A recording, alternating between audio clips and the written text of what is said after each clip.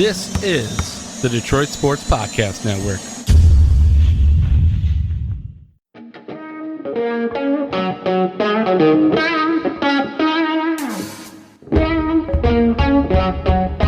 The biggest icon in podcasting.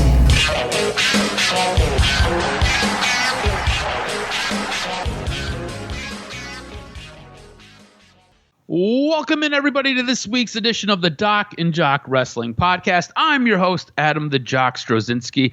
This is your SummerSlam Go Home podcast. And boy, do we have a podcast for you. We've got some Shane O'Mac and AEW news, and it is juicy, and it is deep, and it is thick.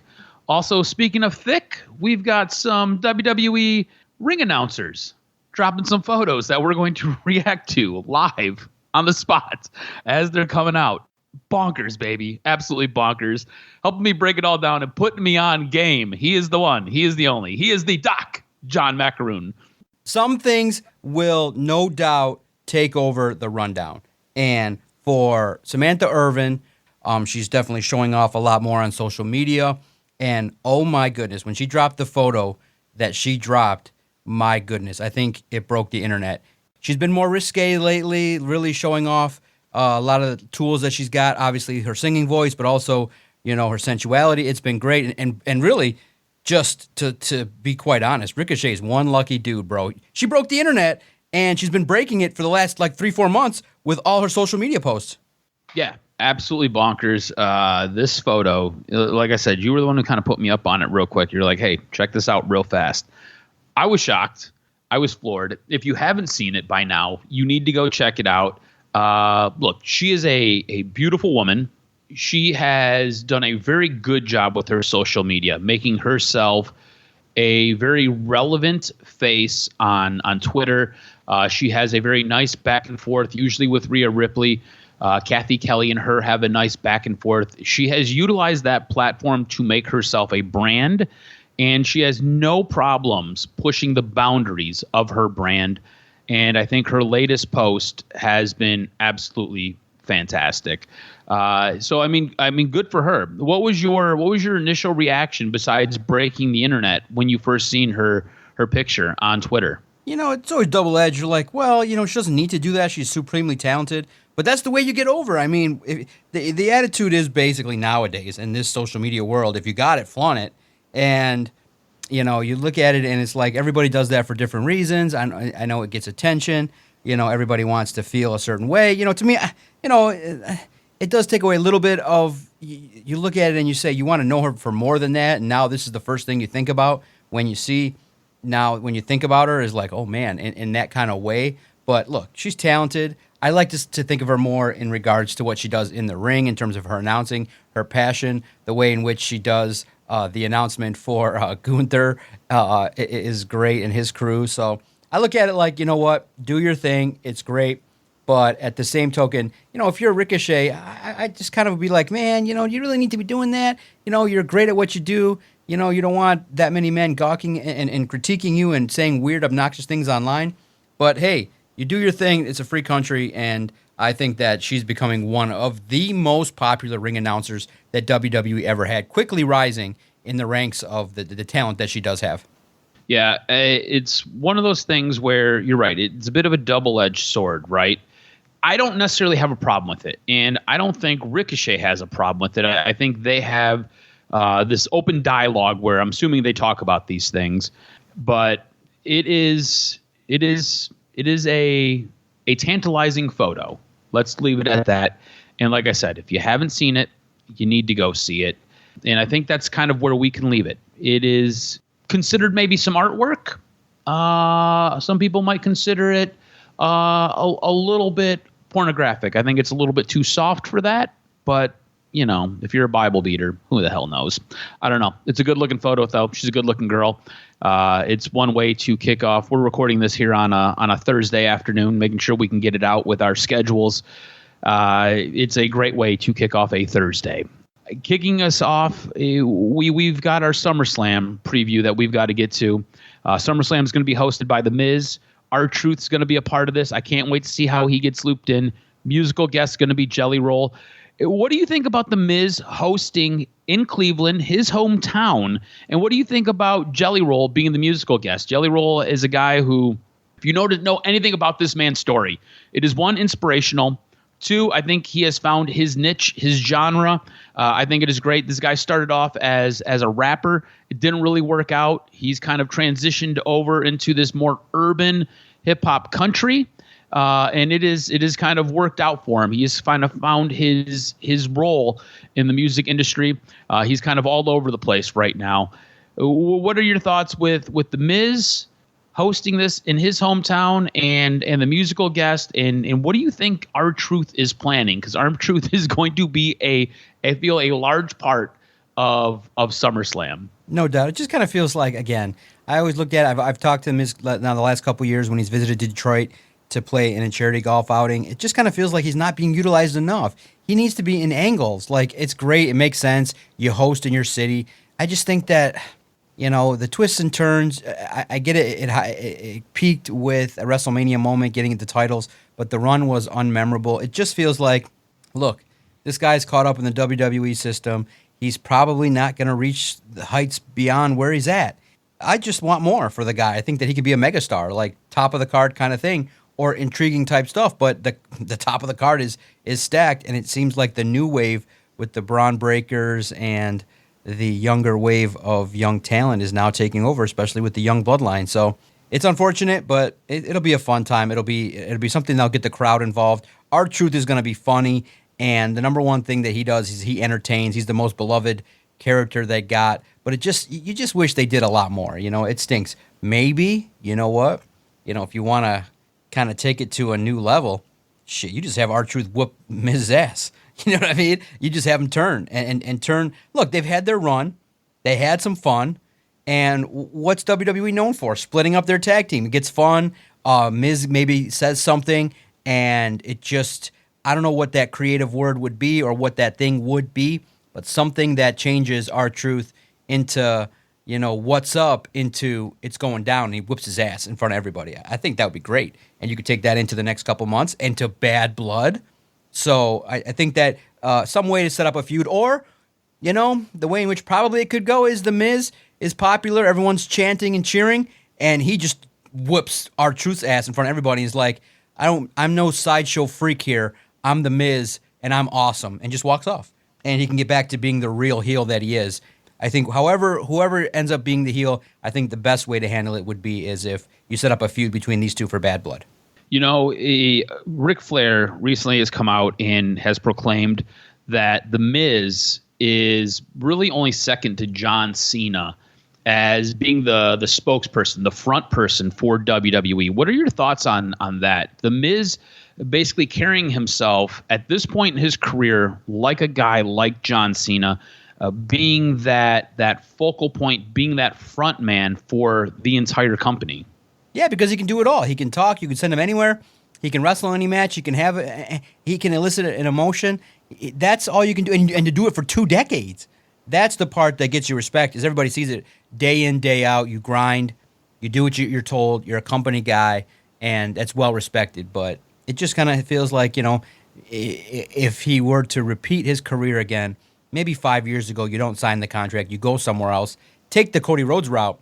And you could come back, at 38, 39 years old and be the guy for a year or two, as opposed to what he is now, which is firmly in the mid-card. You make $1 million. It's just, it's a great life. He's a company guy. I don't ever see him leaving. But it just feels like his time at the top has not been long enough based on his talent. And it's unfortunate that that's the way it is. Sometimes that's the way it goes, is that you get taken care of, you make your millions of dollars, you have the great life, but you can't have it all. And for Miz, he's not had the John Cena run over a period of 12 months that you could really say, wow. He's had spurts, ups and downs, but he quickly gets bypassed by all the new cats. Yeah, you're right. Look, me and you are both huge Miz guys. I think the Miz is fantastic, and I don't ever feel like he's taken as serious as he should. He has this bit of a comedic aspect to him, and I think it kind of derails what could really be a legendary career. All that being said, I think it's fantastic that the guy's hosting in his hometown. I can't wait to see what R-Truth does. I've already spoke glowingly about Jelly Roll. I think it should be a fantastic concert that he puts on for the SummerSlam crowd. Let's get into this card. At the very, very top, we've got Drew McIntyre versus CM Punk. We've got a special guest referee as Seth Rollins. This week, there's been a lot of talk about Seth Rollins' role in this. If you watched Monday Night Raw, Seth Rollins came out in one of his puffy-sleeved shirts. He was dressed up as a referee in his puffy-sleeved shirt. There's been, like I said, a lot of conversation about the role that Seth Rollins has played in this story. Do you feel like Seth Rollins, him being inserted into it, has ruined or brought down the story at all? Dave Meltzer was very critical of Seth Rollins, especially this Monday, in his role as the special guest referee, basically saying he doesn't need to be inserted in this. This is way too serious of a storyline for Seth Rollins to be in there distracting and pulling away from it. What are your thoughts on comments like that? And what are your thoughts on Seth Rollins' role in this story? To me, obviously, I would have liked Seth Rollins to be wrestling. Some people will say it's good to insert him in this kind of situation because he doesn't have any kind of feuds. I kind of agree. I think that, outside of him, there is a level of intrigue regarding what's going to happen. Who's he going to side with? Is he going to be partial? Are you going to set up the next feud? I just think that the way in which the feud between CM Punk and Drew, we would like it to kind of have a natural finish without Seth Rollins, but it kind of has the feel of there's been so much buildup to the Drew situation. It kind of feels like they can pivot away by like what I said last week is to just have Seth Rollins insert himself so that CM Punk can get to Seth Rollins and then revisit Drew McIntyre maybe at the Survivor Series. It just has that feel. Or like we discussed, an opportunity to set up somehow that there's a controversy, there's a botch or something, and you get bad blood with all three. So it's not the best. It's not ideal. Dave Meltzer's interesting, but his takes are always a little bit askew of what really ends up being the majority of people's opinions. He doesn't have typical takes like that the majority would kind of think about. It feels like it's dated sometimes with Dave Meltzer. Yeah, it's dated, and sometimes it's just kind of like he knows what the popular sentiment is, and he just has the opposite opinion. And it's just, I don't take too much. I mean, I like his show. I like the way he presents himself at times, but I don't just agree with a lot of his opinions. So I look at it like I'm intrigued by what's going to happen, and I'm curious to get a sense of what you think is going to end up happening in this, because I could see an argument for any 5 different scenarios, but to me, it just kind of feels like CM Punk doesn't really need to get over. I think Drew McIntyre needs to kind of destroy CM Punk or have CM Punk get to the closest that he's getting to a win and then have Seth Rollins just whoop his ass. Yeah, look, I think with Seth Rollins being inserted, obviously this is not optimal. This is not ideal.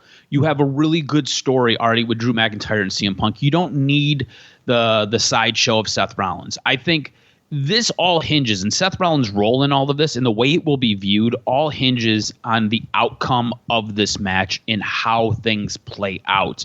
I think Bronson Reed had a great comment regarding this match specifically. This is a guy who said, look, this is just 3 of the same characters from a different multiverse. He said, I've seen enough Marvel. I think that I like the one with the tattoos the most. And I think that's a pretty good commentary on this match and on these 3 guys. All of these guys feel like they are right. All of these guys feel like they are the main character in their own storyline, and they all feel like at some point they've all been wronged by the other guys. So it is kind of like the Spider-Man meme where they're all kind of pointing at each other. They just all come built a little bit different and dressed a little bit different. I think in the end, to salvage most of this, I think Drew McIntyre wins this match. And I think that is kind of what leads to the CM Punk Seth Rollins feud. This is what leads to CM Punk and Seth Rollins. CM Punk will be upset by the fact that Seth Rollins counted to 3 or submitted him, and they can go off and do their own thing. You can now shut the chapter on the Drew McIntyre CM Punk story. So I've got Drew McIntyre winning this, and this now spirals into a feud between CM Punk and Seth Rollins, and that'll carry us to wherever we're going next. I agree. Who do you have winning this match? Yeah, I agree. My notes said, CM Punk doesn't need to get over. I think this has to be Drew McIntyre. I see that, this can kind of carry over because you're going to need a believable first opponent for Gunther. Because I think we know what. Well, let's see. But I think you need a first great opponent for whoever ends up being the world heavyweight champion. I think I'm leaning heavily toward what everybody's thinking, but we'll see as we'll debate because my notes here are conflicted significantly. And I look at it like, the Monday after Raw, boom, boom, you kick off with the champion, and then Drew McIntyre comes out and you're ready to roll for the next 30 days. Yeah, I see where you're going with this, and we'll save it till we get there.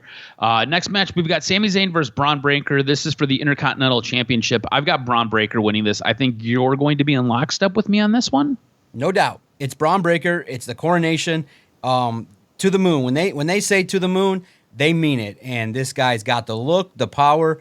You just love to see it. It's a spitting image of his uncles. His uncle, Scotty, you look at Scotty Steiner, nothing finer. You look at the Big Bad Booty Daddy, Steiner Brothers, all the great gimmicks that we all come to know. You just see a spitting image of his dad, Rick Steiner, and he's just got like the modern version of if you blended Scott Steiner with Rick Steiner and you put him in the Performance Center with Triple H, my God, you get Braun Breaker, the new WWE Intercontinental Champion. All right, next match, we've got Logan Paul versus LA Knight. This is for the U.S. Championship.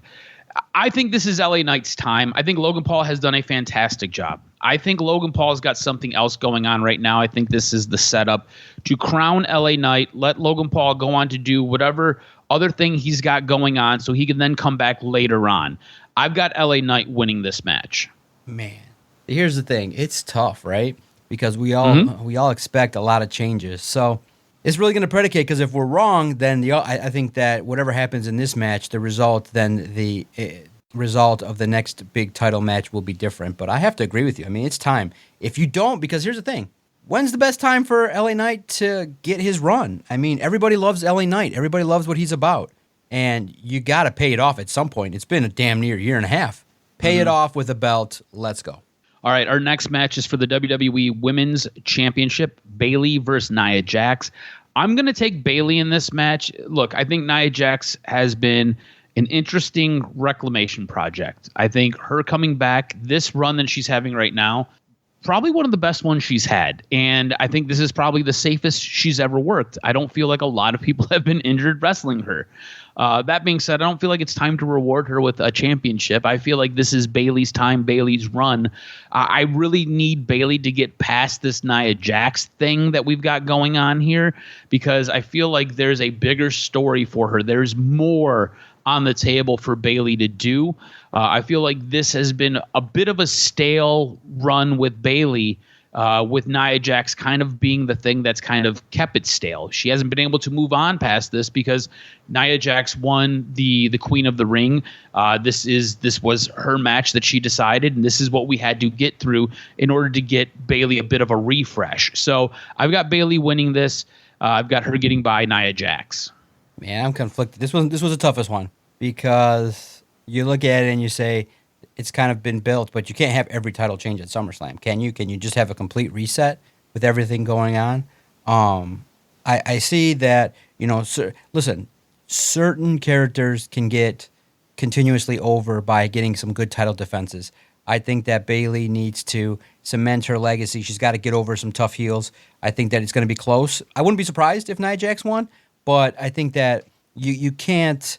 I just think that it invalidates this title run if it ends at this point. I think that Bayley needs to kind of have a nice little run with this belt to kind of get her to get that women's belt a little bit more respect. So give me Bayley. All right, our next match, and I think this is kind of where you're going with this. We've got Damian Priest taking on Gunther. This is for the World Championship. I think the big question here revolves around Judgment Day. Does Judgment Day get involved and cost Damian Priest this match? You've seen Finn Balor on Monday Night Raw. He fought Gunther. Damian Priest ends up coming out at the end to make the save for Finn Balor. You feel like there is tension between and within Judgment Day. You feel like this could be the moment where we get the split. You could see Finn Balor possibly turning on Damian Priest in this match, costing him that championship. You've already had the groundwork laid. You've had Finn Balor basically call Damian Priest out and say, look, you changed. You changed ever since you won that belt. I could see Gunther winning this, and I could see Judgment Day costing Damian Priest this match. Does Judgment Day cost Damian Priest his world championship to allow Gunther to go on to be the world championship, to be the world champion? See, this is the thing where I don't know if it's going to involve the destruction of the Judgment Day. I just think that you establish Gunther if you have him win it. See, this is the one that's also tough because two equal opportunities here, but you can't go against momentum. I mean, first and foremost, Damian Priest isn't world title material. So I think this card, when we look back at it, we could be completely wrong and maybe even wrong on all the title matches.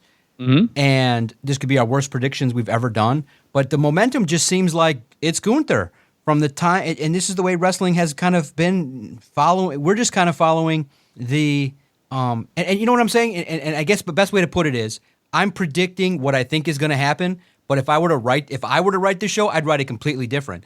I would write Nia Jax destroying.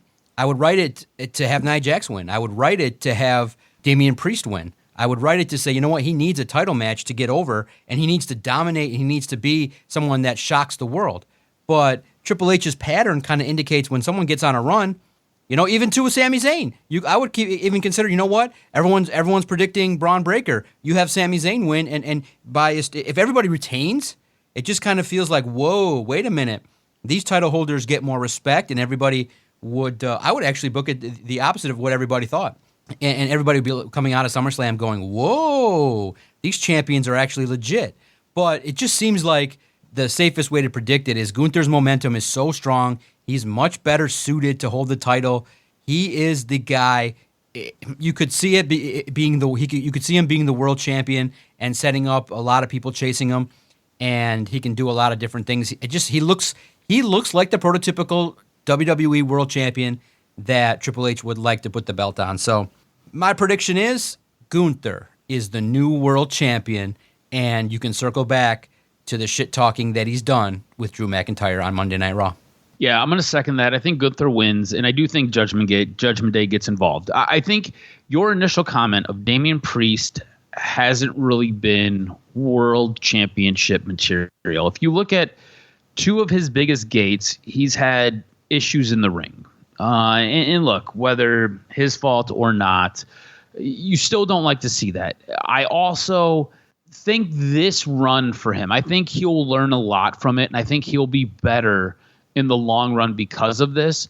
I just don't think this has been a fantastic run by him. I don't feel like this has been a fantastic foray into being a world champion. I don't feel like he's necessarily the draw. I don't feel like he's the guy that needs to be carrying that belt. He's not the dude that we're going to these live shows or these events or paying for these pay-per-views to see. I feel like he's just a dude who's got the belt until some other dude gets it. And I'll be honest with you, I don't even know if Gunther's going to be that guy who's going to be the draw either. Gunther might just be a transitional champion. We'll see what happens with it, but I think Gunther's going to get the belt, and I think it sets up that future feud between Drew McIntyre and Gunther later on. Our next match, Liv Morgan, Rhea Ripley. I've got Liv Morgan winning this. I kind of laid out what I thought was going to happen with this match, whether it was last week or a couple of weeks ago. I think Dom turns on Rhea. I think this is you want to talk about an implosion of the Judgment Day. This is it. This is the show where Rhea and Damian Priest get kicked out. In my mind, Dom sides with Liv. Liv can then be running Judgment Day, or you can have Liv doing her own thing. You could do a whole Liv and Dominic Mysterio thing. But I've got Liv retaining the belt here. Mommy's home, and I see it a little differently. I see it as Godfather style. She wins. Dom's excited. He's jumping up and down. He's kissing her feet. She clotheslines his ass so that she can establish herself as, you mess with me, now I'm going to mess with you. Don't mess with mommy. She walks out the world champ. New world champ, and it's all good. All right. Interesting. I wouldn't be opposed if that's how it finishes and that's what happens. I think that could be a really interesting finish, and we could have some interesting stories going forward. So I'm not mad at it. All right, next and finally, our main event, we've got Cody versus Solo Sikoa. This is for the WWE Championship. I think the big question here is, how do you book Cody to remain champion, but make Solo in the bloodline look incredibly strong? I'm going to take the pencil here, and I'm going to lay this out for you, and I want to get your reaction to it. I've got Cody and Solo basically going back and forth with each other, just haymakers, just leveling each other, right? I've got Solo getting Cody on the ropes, getting ready to finish him, getting ready to annihilate him. Bloodline can play a part in it if you want. I think Bloodline playing a part in this makes them look even better, and I think it keeps Cody looking strong. Just as Solo's getting ready to pin Cody after hitting him with the Samoan spike, you have Roman Reigns' music hit. Remember, Solo called Roman out a couple of weeks ago. Roman Reigns' music hits, and Roman is at the top of the entranceway. It's enough of a distraction where it pulls all of the bloodline, pulls their attention to the ramp. It allows Cody a few moments to kind of regain himself. He can hit the Cody cutter, roll Solo over for the 1, 2, 3. Cody limps away from this match, the champion. Roman comes down and is in the ring, and he basically is now brawling with the bloodline. Cody comes to. He's brawling with the bloodline. And in the end, the bloodline's just too strong. There's too many of them. They decimate Roman Reigns. They decimate Cody Rhodes, and they leave them bloody, leave them in the middle of the ring. Actually, Roman Reigns gets powerbombed through the announcing desk. That's what we fade away on as we're closing SummerSlam. It is Roman Reigns being just left in a pile of his own blood, being shoved through the announcing desk. Cody's in the ring, just beat to hell. Bloodline is strong. Bloodline looks incredibly strong, but Cody's still your champion, and that sets up where we're going to go next. We've got Roman taking on Solo, trying to reclaim and fix what is messed up with the bloodline and who is at the head of the table. You can now have Cody go on to do something else. You can keep him involved in the story if you really want to. I really don't care. But you got to keep Solo and the bloodline looking strong, and you got to keep Cody the champ. How do we do it? This is how we do it. This is how it gets done.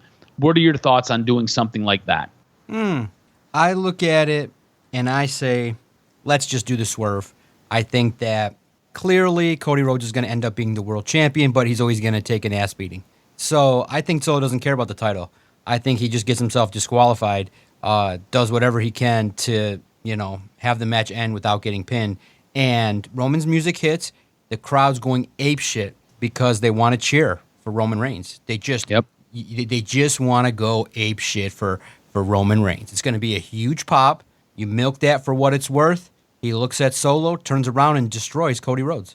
And you don't address the leader. You just have Solo looking resolute in the fact that we're the leaders. And you end the show with the bloodline, all 5 dudes with their hands raised in the air.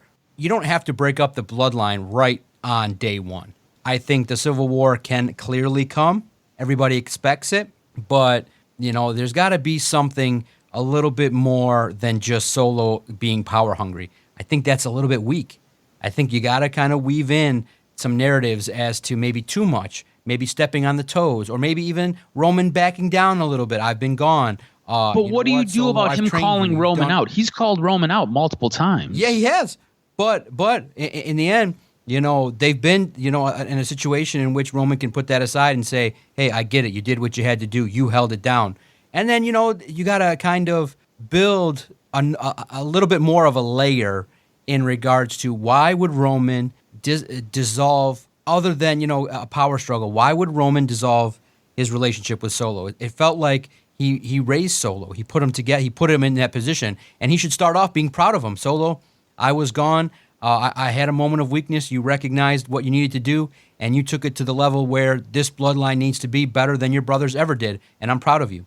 And you start with an alliance, and then you got to weave in, okay, what ends up destroying groups? Power, greed, not helping, or, in the ultimate sign, if you want to do it the right way, Roman thinks he's in, down the road at Bad Blood, there's a match, little miscommunication, and it's not Roman Reigns turning on Solo. It's Solo going, you know what? I'm throwing you out with the trash because you left and you were the weak link. I saw all your weaknesses, and you destroyed my family. You destroyed the Usos.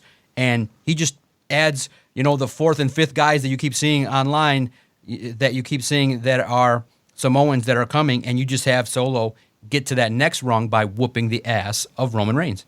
And I think that's the beautiful way to tell it, is that Solo trusted his guy, but then eventually he got too much into his own head, and he said, you know what? All family business has been settled, and you can then set up the Civil War. I think you have to do it to make Solo look better, because Roman is going to it doesn't need to be a sympathetic figure, but that's how you get over. That's the WWE formula. I think Solo needs to be the one dictating the end of the bloodline. And we'll see what happens, but I could be totally wrong, but that's how my pen works, baby. Yeah, I think they're going to want to turn Roman babyface, and that's my way is the way to do it. It'll be interesting. Again, there's no right or wrong. We're fantasy booking this.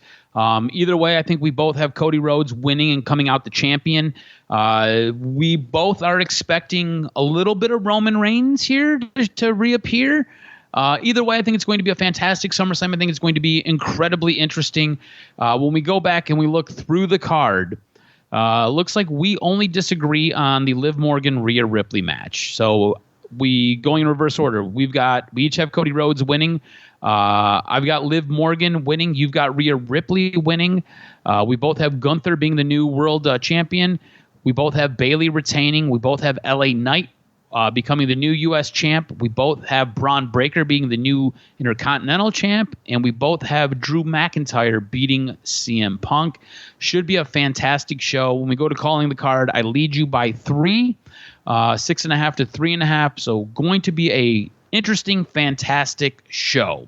Would you like some news and notes before we get out of here? With this week's professional wrestling news and notes, what made your list? So only one, but it's a big and it's a juicy one. Shane McMahon to AEW.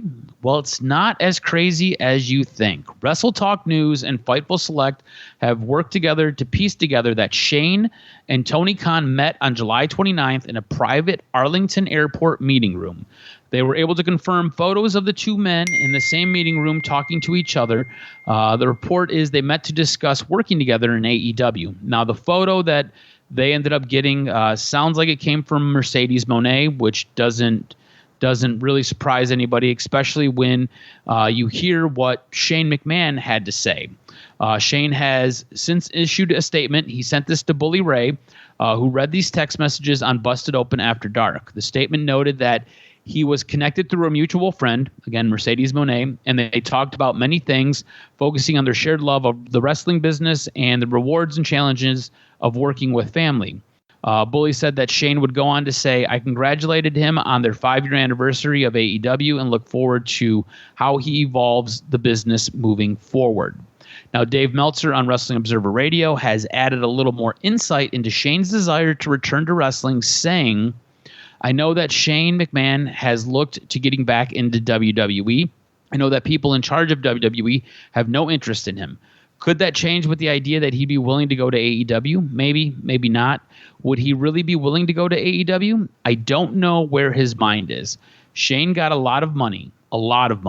If you compare the amount of money Shane got for the amount of work he did when he was active a few times a year as a pro wrestler, it was a really high number. Meltzer continued, but I know from people in WWE, like I said, he's tried to get back. There's a lot of negativity. I would say he has been there for a long time.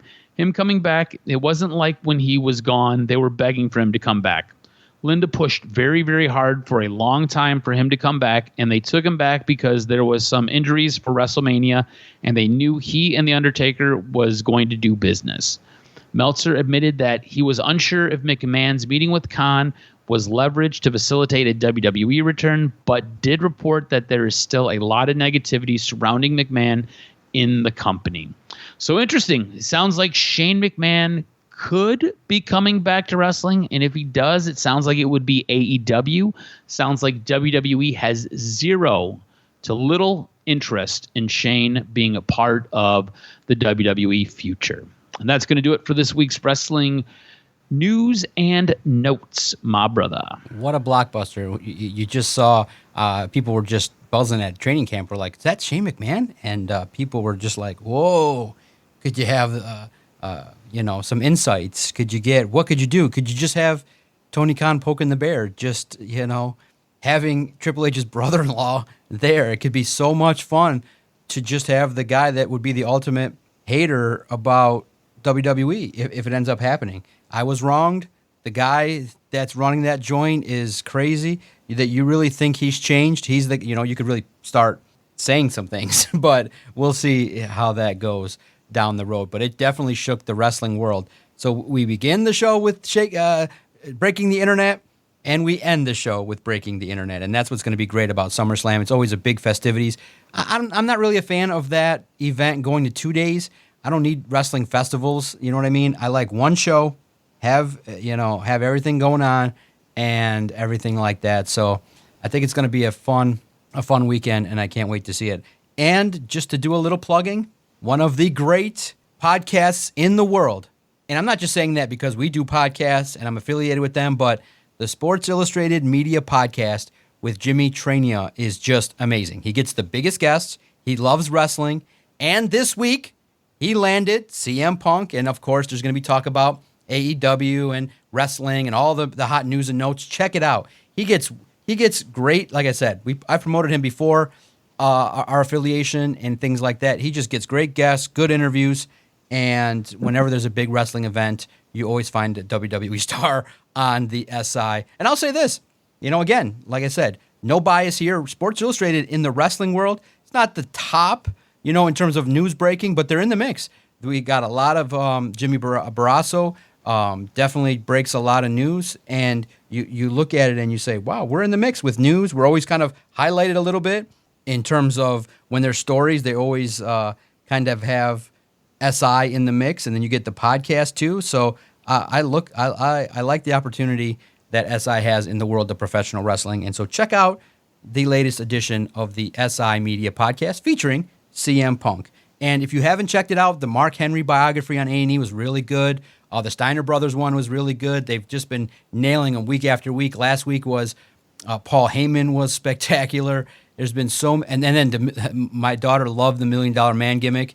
I forget. I'm going to find out. I'll report back. She said somebody should take that gimmick now, and I thought that was hilarious. And I just love seeing it. The $1 Million Man gimmick is amazing, and you get a chance to relive wrestling past with the A&E WWE biographies. Make sure you follow Adam on Twitter at AdamRSTROZ. Follow the network at Detroit Podcast. If you've agreed or disagreed with any of our takes, if you believe that our prediction has been terrible, then let us know. It's going to be interesting to see how it plays out moving forward in regards to how SummerSlam. I'm curious to see SummerSlam and the fallout Monday as the card takes place, and the fallout. We get to finally learn what's going to happen after SummerSlam. For the Jock, Adam Strozinski, I'm the Doc, John Macaroon. This has been the SummerSlam preview. I can't wait to watch it and recap it on the next episode of the Doc and Jock Wrestling Podcast.